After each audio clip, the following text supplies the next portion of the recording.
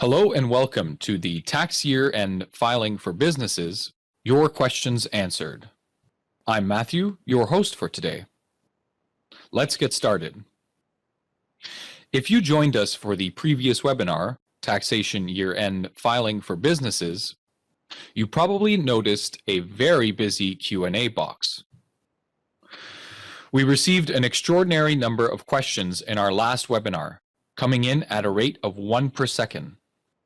It was impossible to field and answer very many. Today, we will answer more of them.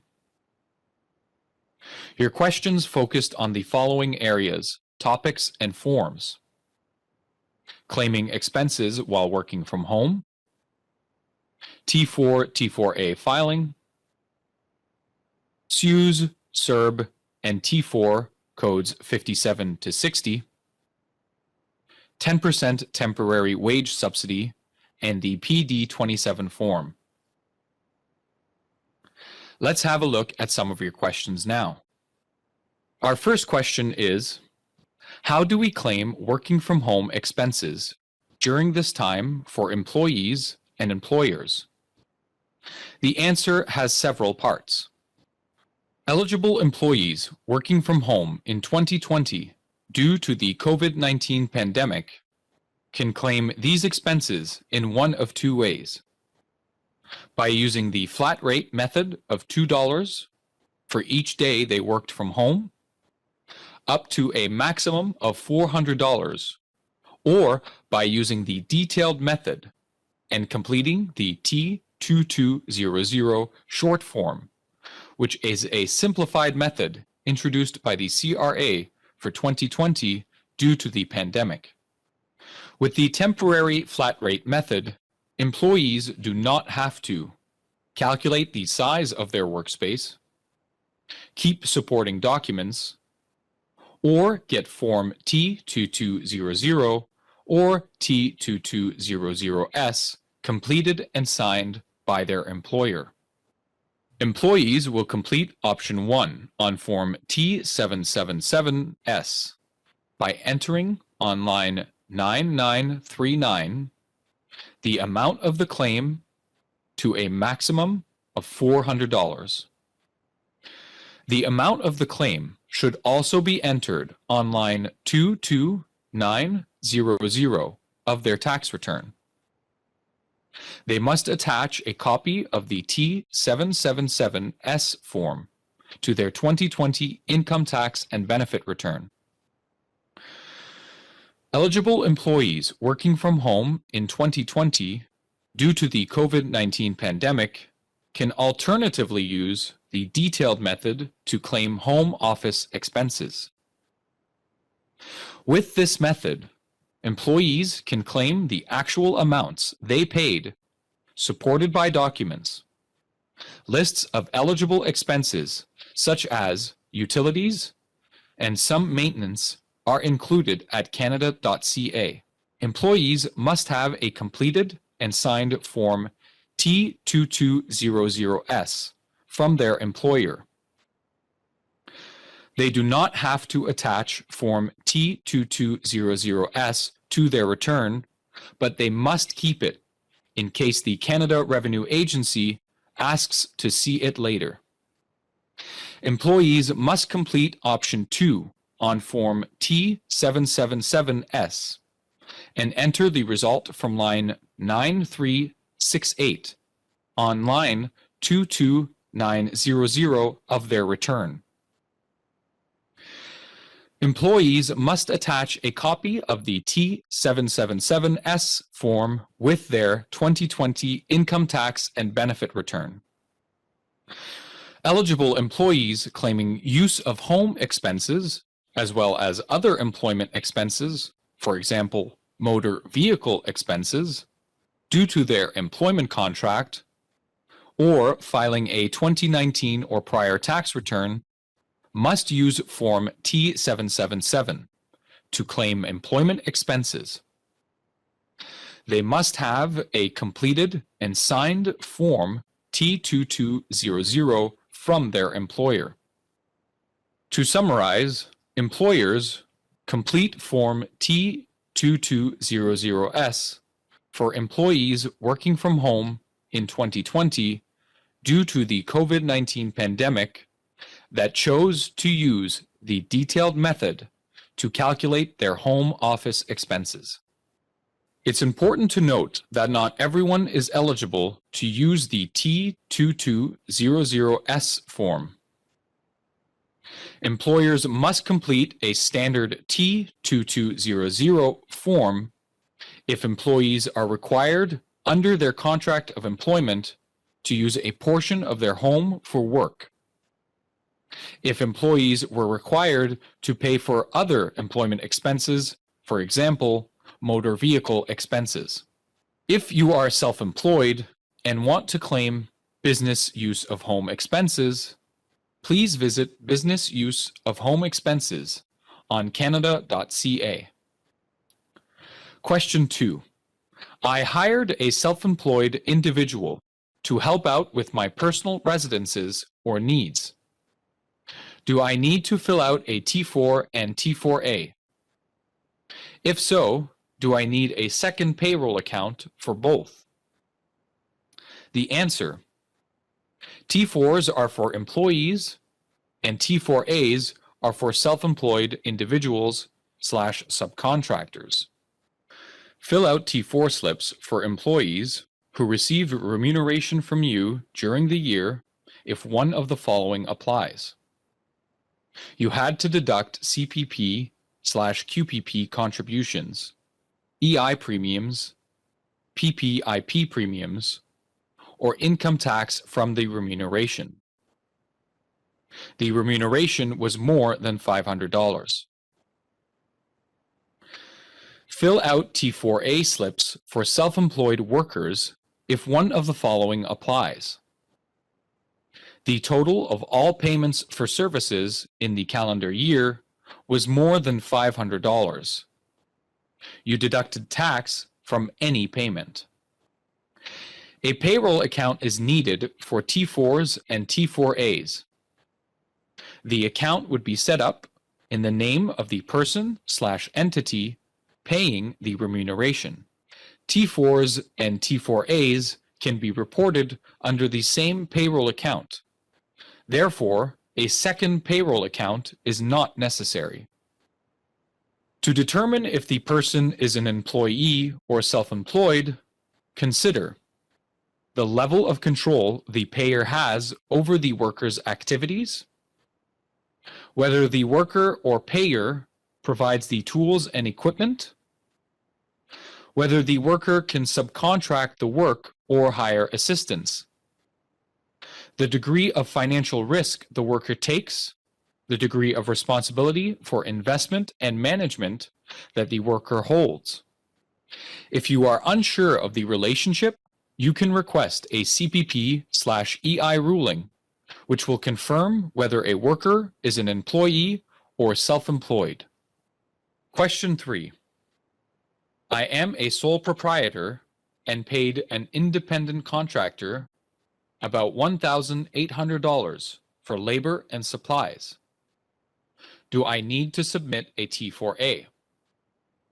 The answer: there are 3 slips that may need to be filed. These are the T5018, the T4A, or the T4A-NR. Which slip should be used depends on several deciding factors. If the payer's primary source of business income, more than 50%, is from construction activities, and you make payments to subcontractors for construction services, and if the payee is a resident of Canada, T5018s are issued to subcontractors for construction services, including any GST, HST, and provincial territorial sales tax. Goods-only payments do not have to be reported. Mixed service and goods payments are reported if there is a total annual service component of $500 or more. Complete one slip for the reporting period for each subcontractor. A T5018 is not required if the payer only made payments to non-resident subcontractors, payees. Contract payments are reported on a T4A and R information return, which consists of a T4A and R summary and slip if the subcontractor is a non-resident of Canada for services provided inside Canada. T4As are issued to all other subcontractors, assuming the payee is a resident of Canada and the payer is not a federal department, agency, or Crown Corporation, for services if at least one of the following applies. The total of all payments in the calendar year was more than $500. Income tax was deducted from the payment. Enter any fees or other amounts paid for services in box 48, fees for services. Do not include GST, PST, HST, paid to the recipient for these services. A T4A is not required if the payer only made payments to non-resident subcontractors, payees. Payments to non-resident subcontractors are instead reported on a T4A and R. Question 4. For any payments made as a management fee, is a T4A required? The answer: it depends. If management fees represent payments for normal duties carried out by a shareholder, director, officer, they are consequently considered to be employment income and are to be reported on a T4. If, on the other hand, the management fees are payments for duties outside the normal scope of a director, shareholder, officer, they are self-employed earnings and should be reported on a T4A. The determining factors which characterize the capacity in which the management fees were paid will determine whether there is a contract of service, T4 employment income, or a contract for service, T4A self-employed earnings. Question 5. What changes were made to the T4? What do these changes mean? The answer: for the tax year 2020, in addition to reporting employment income in box 14 or using code 71, use new other information codes when reporting employment income and retroactive payments in the following periods. Code 57, employment income, March 15th to May 9th. Code 58, employment income, May 10th to July 4th. Code 59, employment income, July 5th to August 29th. Code 60, employment income, August 30th to September 26th. Eligibility criteria for the Canada Emergency Response Benefit, the Canada Emergency Wage Subsidy, and Canada Emergency Student Benefit are based on employment income for a defined period. The new requirement means that all employers should report income and any retroactive payments, including cash and non-cash taxable benefits, made during these periods, regardless of whether or not they applied for and received CEWS. Question 6. If an employee was not paid in the newly stipulated periods, should we fill in as 0 for boxes 57 to 60? The answer: no 0 is required. If you do not have to enter an amount in a box, simply leave the box blank. Question 7. If staff were hired in March and worked from March to April, but were paid in May, in which box should I note the amounts? The answer: for the tax year 2020, in addition to reporting employment income in box 14 or using code 71, Use codes 57 to 60 when reporting employment income and retroactive payments. Employment income paid on or between March 15th, 2020 and May 9th, 2020 would be reported using code 57, in addition to reporting the employment income in box 14 or using code 71. Employment income paid on or between May 10th, 2020 and July 4th, 2020 would be reported using code 58, in addition to reporting the employment income in box 14 or using code 71. Question 8. On the T4 slips, there are boxes 57, 58, 59, 60, which are for the wage subsidy. I have 2 employees that are reporting numbers in all boxes. However, I have some that have numbers only in 2 boxes or 3. Should I report 0 in boxes that have no subsidy? The answer: codes 57 to 60 are to be completed by the employer with earned income paid by the employer to the employee within the timeframes for each code. If you do not have to enter an amount in a box, do not put 0. Simply leave the box blank. Question 9. Since CEWS is reported on the accrual method, should the boxes 57 to 60 then also be reported in this way, or can it be done on the cash basis? The answer: CEWS is claimable based on when income is earned. However, T4 reporting is done on a cash basis. Boxes 57 to 60 should be filled out based on when amounts were paid to employees. Please report using code 57 to code 60 based on the date the income was paid as follows. Code 57, employment income, March 15th to May 9th. Code 58, employment income, May 10th to July 4th. Code 59, employment income, July 5th to August 29th. Code 60, employment income, August 30th to September 26th. To illustrate, if an employee worked from March 15th to May 9th, but was only paid on June 15th, these earnings must be listed using code 58. Question 10. We are on a monthly payroll where payment is made on the last day of the month. How would you record the breakdown of employment income for code 57 to 60 for COVID-19 pay periods?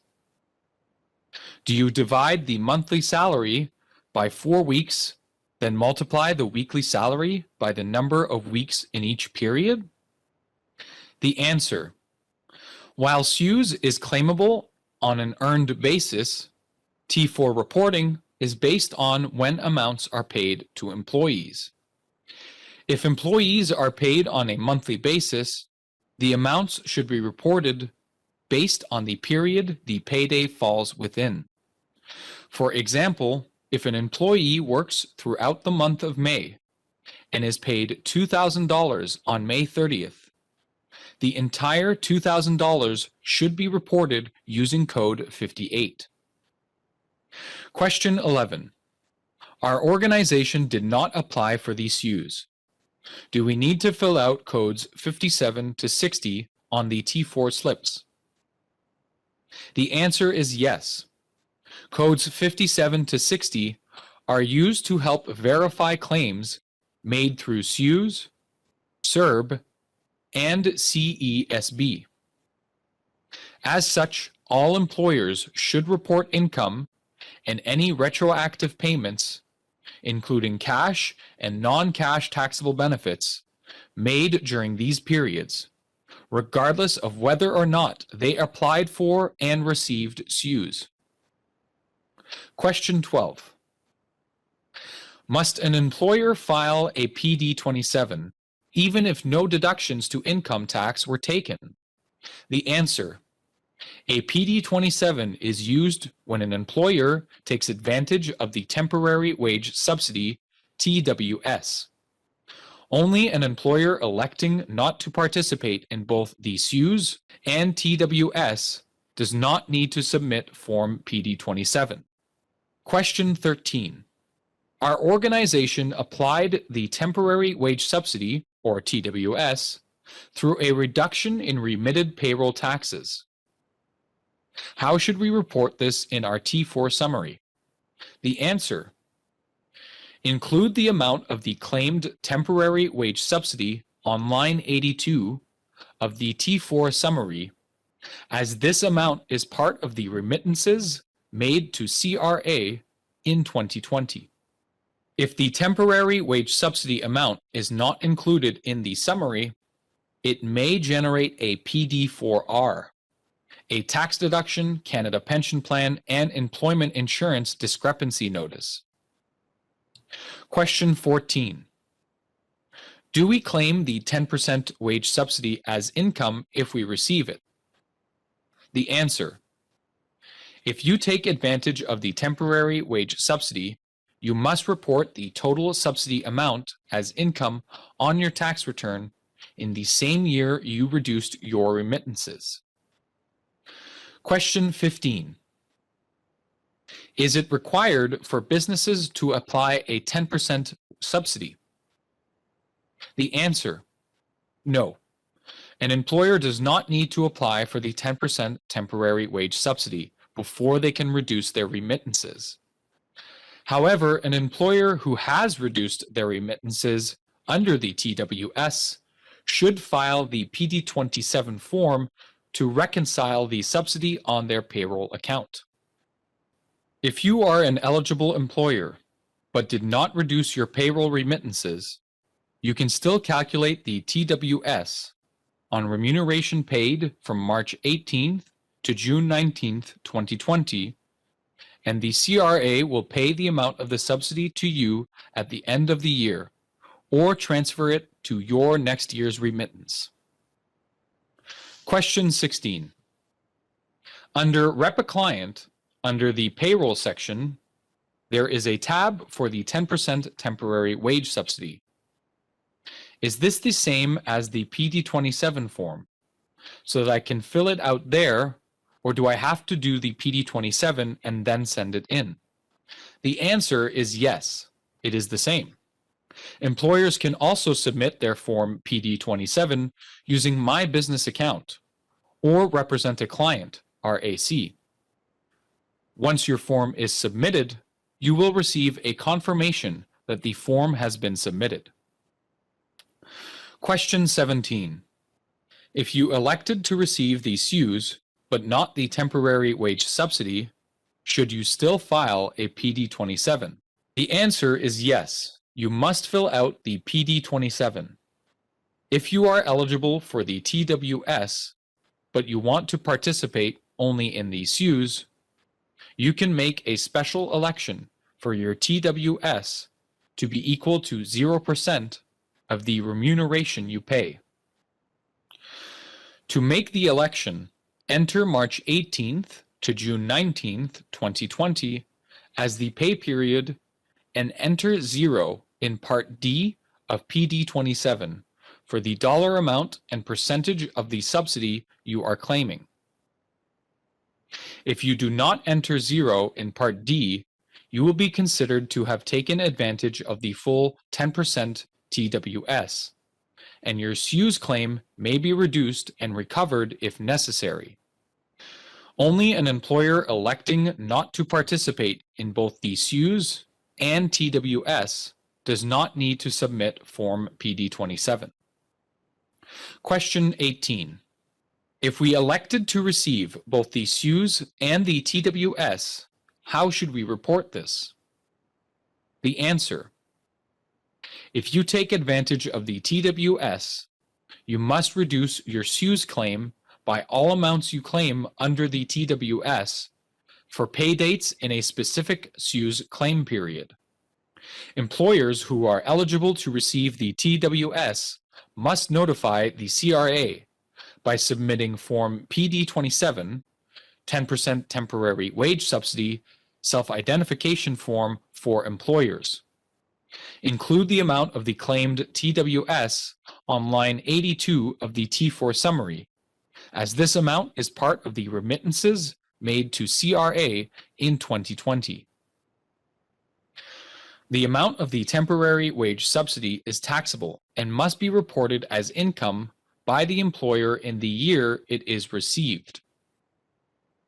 The Canada Emergency Wage Subsidy is also taxable. You must include the amount of CEWS you receive on your annual return of income, such as the corporation income tax return or partnership return, when calculating your taxable income. Question 19. Should Box 82 be used for TWS received?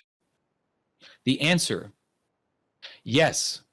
Include the amount of the claimed TWS on line 82 of the T4 summary, as this amount is part of the remittances made to the CRA in 2020.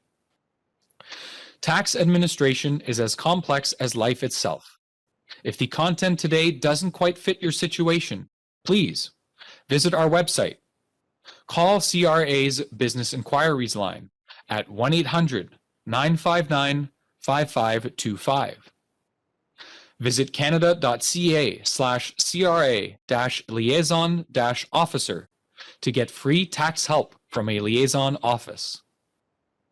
You can also go to canada.ca/CRA-videos, where you'll find all our business webinars.